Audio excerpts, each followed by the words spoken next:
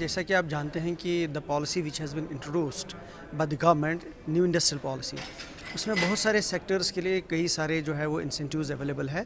Service sector के लिए उसमें ख़ास तौर से फोकस एरिया दिया गया है, जिसमें हमारा टूरिज़्म सेक्टर भी आता है, चाहे वो हमारे होटलियर्स हों, चाहे वो हमारे टूर ट्रैवल ऑपरेटर्स हों, चाहे एडवेंचर टूरिज़्म वाले हों।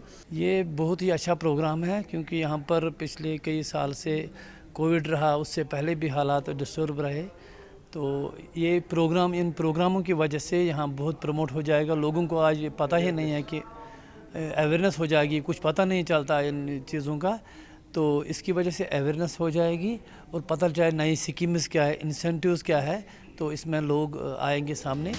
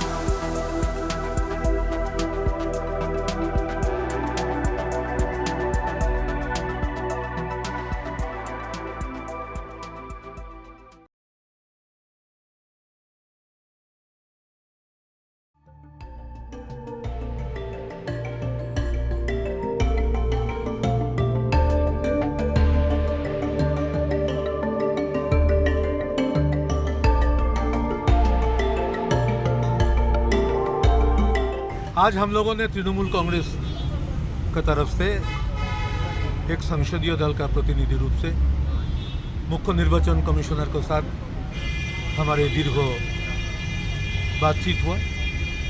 पश्चिम बंगाल में 7 विधानसभा चुनाव क्षेत्रों में जो उपनिर्वाचन होने का बात है, जो मूल निर्वाचन का समय से 2 व्यक्ति को निधन हो गए थे और 5 बाद में हुए थे, तो ये 7 चुनाव क्षेत्र में 6 महीना का बीच में ये चुनाव हो जाने के लिए हम लोगों ने मुख्य निर्वाचन कमिश्नर को पास और उनको फुल बेंच को पास आवेदन किया। उन्होंने बहुत ध्यान से हमारे विषय पर सुना और हम लोगों ने आशा करते हैं कि आज के हमारे जो विषय पर चर्चा हुआ, उसी लिए हमारा ये प्रतिनिधि दल हम लोग सोचते हैं कि ये फलप्रसू हुआ, ये फलदायक हुआ। और हम लोग आशा करते हैं कि हम लोगों ने जो विषय जिस तरह से चीफ इलेक्शन कमीशन के पास हम लोगों ने दाखिल किया एक स्मारक निधि का साथ, उन्होंने वो पढ़ के देखा और उन्होंने भी उनका अभिमत व्यक्त किया।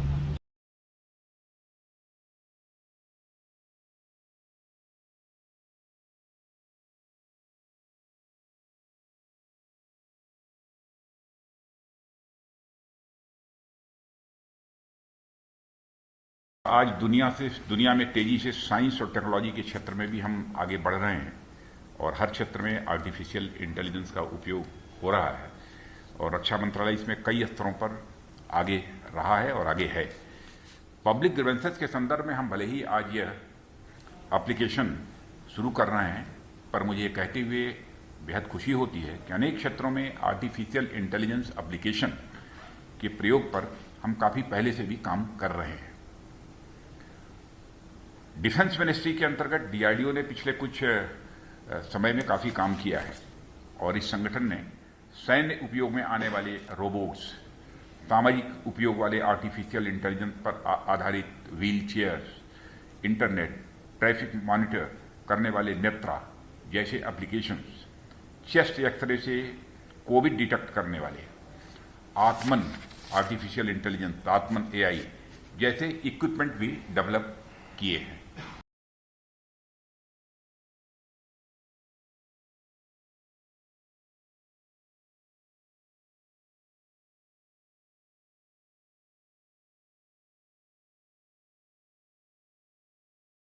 महाराष्ट्र राज्य माध्यमिक और उच्च माध्यमिक मतलब 10वीं की परीक्षा जो है वो हमने, आप सबको पता है कि 29/4 को लेने का निर्णय लिया था और फिर वो परीक्षा जो है वो रद्द करने का निर्णय हमने 12 मई को लिया, क्योंकि कोरोना की परिस्थिति जिस तरह से नंबर इंक्रीज हो रहे थे, हमने 10वीं की परीक्षा कैंसिल करने का निर्णय लिया।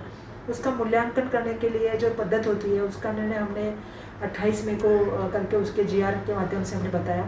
उसके लगने वाला शिक्षकों का वेबिनार प्रशिक्षण का कार्यक्रम भी जो है वो 23 जून से शुरू हो गया था और हर किसी को हमने कहा था कि आप जो बच्चों का जो मूल्यांकन करना है या मार्क देना है उसकी जो पद्धति है उस अनुसार आप कंप्यूटर में वो मार्क दे दें और रिजल्ट बच्चों का जो है वो उनके पास जल्द से जल्द पहुँचे। तो मैं आज ये माध्यम से आप सबसे कहना चाहती हूँ कि 10वीं का जो रिज़ल्ट है वो कल 16 जुलाई को जो है वो दोपहर को 1 बजे जो है वो लगने वाला है और उसके लगने वाली जो लिंक है वो हम आपको बाद में भेजेंगे जिस लिंक पे वो आएगा। लेकिन आज मैं आपसे ये कहना चाहती हूँ कि कल आपका 10वीं का निकाल है दोपहर को 1 बजे।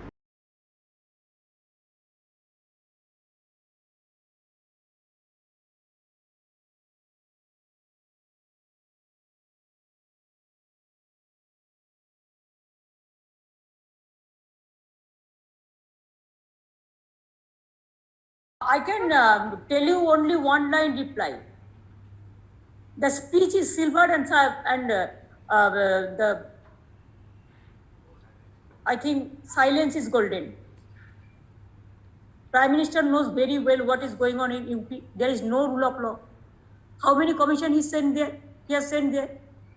How many human rights commission? How many tribal development commission? How many minority commission? How many ED? How many CBI? How many this other than human rights commission and all? How many commission went there? So many cases happened there. Unnao to Hathras to there are so many. Even journalists are not spared. They give a bad name for Bengal, though it is not at all true. The pre-poll matter, they say post-poll violence. Pre-poll violence, it was under election commission. It was not with us. And what they are using, maximum, this is pre-poll. That also we don't support. That time it was not with us. It was with the election commission, the law and order machinery. Please understand that. They are speaking just like a great liar.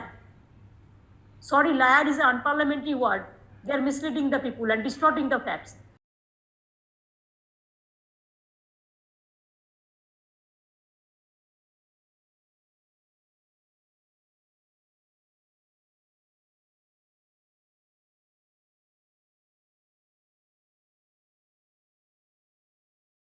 अंतर्राष्ट्रीय बाजार में मतलब international impact नहीं, इतना अंतर्राष्ट्रीय बाजार में नहीं बढ़ा है।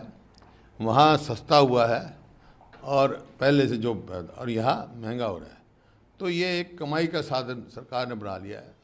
ये गलत है क्योंकि इसका बोझ आम आदमी पर और गरीब पर पड़ता है। क्योंकि पेट्रोल और डीजल बढ़ता है तो खाद भी बढ़ता है, किसान पर भी पड़ता है कि खाद की कीमत भी बढ़ती है, कीटनाशक दवाइयों की भी कीमत बढ़ती है, और जो ट्रांसपोर्टेशन पे जो खर्चा बढ़ता है उसमें आम आदमी के लिए जो भी वस्तुएं हैं इस्तेमाल करने के लिए उसके सब के ऊपर महंगाई पड़ती है। जब भी महंगाई बढ़ती है, जब भी महंगाई जो है इस बेकाबू होती जा रही है, और आज सबसे ज़्यादा मार गरीब आदमी और मध्यवर्गीय और आम आदमी के ऊपर महंगाई की मार पड़ रही है। कुछ दिन पहले हरियाणा के कुछ एमएलएज जनरल सेक्रेटरी से भी मिले, कुछ तरीके के विवाद चल रहे थे कि पार्टी में कहीं ना कहीं कुछ क्लैशेस हैं, तो उस पर आप क्या कहेंगे? नहीं, कोई विवाद नहीं है पार्टी में। बाकी हरियाणा के विधायक मिलेंगे, सबको अपना अधिकार है, अलग अलग सब मिलेंगे अपनी बात कहने का। सब अपनी बात कहते हैं, जो पार्टी में जो महसूस करते हैं, जो बात कहते हैं, सभी का वो है, अधिकार है, लेकिन कोई विवाद नहीं है।